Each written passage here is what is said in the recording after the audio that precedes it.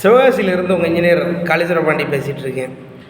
ஒரு 2-3 நாளாகவே சிவகாசியை சார்ந்த ஒரு வீடியோ பதிவு, அதை ஒரு 2-3 நபர்கள் சென்னையிலேருந்து ஒருத்தர் ஷேர் பண்ணியிருந்தார். திருச்சியிலேருந்து இப்போது ஒரு அரை மணி நேரத்துக்கு முன்னாடி கூட ஒரு சார் ஒருத்தர் ஷேர் பண்ணிவிட்டு அந்த வீடியோவிலேருந்து டவுட் நிறைய கேட்டிருந்தாங்க.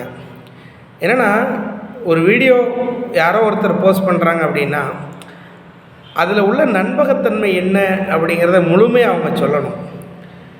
அப்படி நிறைய பேர் சொல்கிறதில்ல.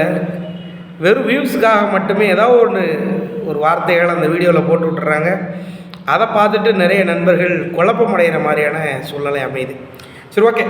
அந்த வீடியோ பதிவில் என்ன இருக்குது அப்படின்னா, பழைய வீடை நீங்கள் புதுப்பிக்கும் போது 40% வரைக்கும் காசை மிச்சம் பண்ணலாம்.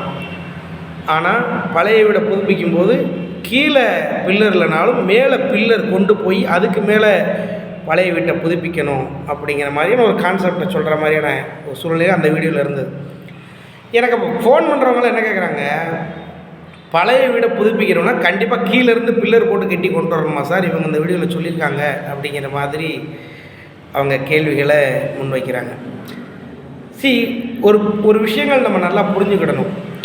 வீடியோவில் நீங்கள் பார்க்குற எந்த ஒரு பில்டிங்காக இருந்தாலுமே அது பில்டிங்கு நமக்கு இருக்கிற வீடா, இல்லை ஏதாவது ஆஃபீஸு பில்டிங்கா, இல்லை எந்த மாதிரி பில்டிங், அதுக்கு என்ன ஸ்ட்ரக்சர் அங்கே யூஸ் பண்ணியிருக்காங்க அப்படிங்கிறத முழுமையாக தெரிஞ்சுக்கிடணும். ஒவ்வொரு கட்டுமானத்துக்குமே புதுப்பிக்கிற முறைகள் மாறுபடும். ஏன்னா ஒரு வீடாக இருந்தால் அதை எப்படி ரெனோவேஷன் பண்ணணுங்கிற ஒரு விஷயம் இருக்குது. ஒரு ஆஃபீஸ் பில்டிங்னே எவ்வளோ மாதிரி இருக்குது. அதே மாதிரி கிரவுண்ட் ஃப்ளோர் மட்டும் இருந்தால் எப்படி, ground plus first floor, second floor, third floor போனால் எப்படி அப்படின்னு நிறைய காரணிகள் நம்ம பார்த்துக்கிட்டே போகலாம்.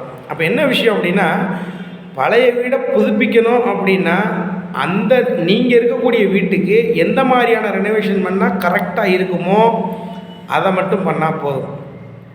அவங்க சொன்னாங்க இவங்க சொன்னாங்கன்னு சும்மா இருக்கிற வீட்டுக்கெல்லாம் நான் பில்லர் போட்டு தான் நான் எல்லா ரெனோவேஷனும் பண்ணுவேன்னு சொன்னீங்கன்னா நம்மளை மாதிரி முட்டாள்தனம் யாருக்குமே கிடையாது. அதையும் தாண்டி அவங்களுடைய வார்த்தைகள் எல்லாமே உங்களை எங்கே கொண்டு போய் விட்டுருன்னா, அளவுக்கு அதிகமான காசு பணத்தை உங்கள்கிட்ட பிடிக்கி கொண்டு போய் வெளியில் கொடுக்குற மாதிரியான சூழ்நிலைகள் அமைஞ்சிடும். தயவு செஞ்சு பழைய வீடை புதுப்பிக்கணும்னு நினைக்கக்கூடிய நண்பர்கள் இன்னொருத்தர் புதுப்பிக்கிற ஒரு வீடை பார்த்துட்டு அதே மாதிரியே நம்மளும் பண்ணணும் அப்படின்னு நினைக்காம உங்கள் வீட்டுக்கு என்ன மாதிரியான ஆல்ட்ரேஷன் பண்ணலான்னு சொல்லி யாராவது ஒரு இன்ஜினியரை கன்சல்ட் பண்ணிவிட்டு முடிவு பண்ணிக்கோங்க. தமிழகம் முழுவதும் நாங்கள் எல்லா ஊர்லேயும் வீடு கட்டி கொடுத்துட்ருக்கோம். எங்களுடைய உதவி தேவைப்பட்டாலும் தாராளமாக நீங்கள் தொடர்பு கொள்ளலாம்.